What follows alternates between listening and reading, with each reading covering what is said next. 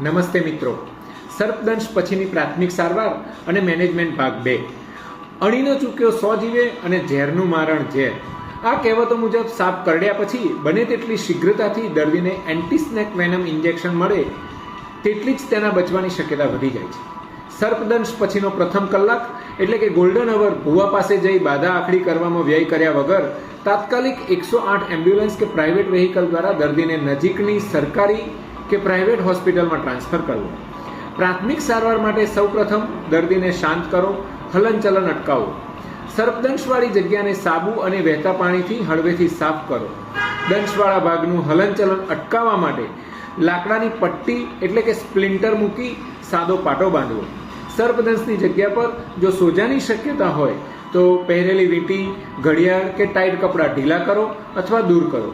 ખાસ ધ્યાન રાખો, સર્પદંશની જગ્યાને બ્લેડથી ન કાપો. દંશવાળા ભાગ પર ટાઈટ દોરડું કે પટ્ટા ન બાંધો. આમ કરવાથી એક જ જગ્યા પર ઝેર જમા થાય છે. જ્યારે પાટો ખોલવામાં આવે છે ત્યારે એ ઝેર ઝડપથી શરીરમાં પ્રસરી જાય છે અને જીવનું જોખમ થાય છે. ઘણીવાર સર્પદંશની જગ્યા પર ગેંગ્રીન થવાની શક્યતા રહે છે.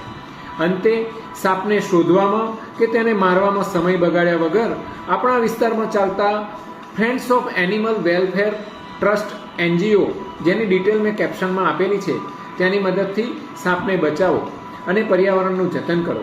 આવી જ ઉપયોગી હેલ્થ ટિપ્સ માટે મા ક્લિનિકના આ પેજને ફોલો કરો અને સેવ કરો. Thank you.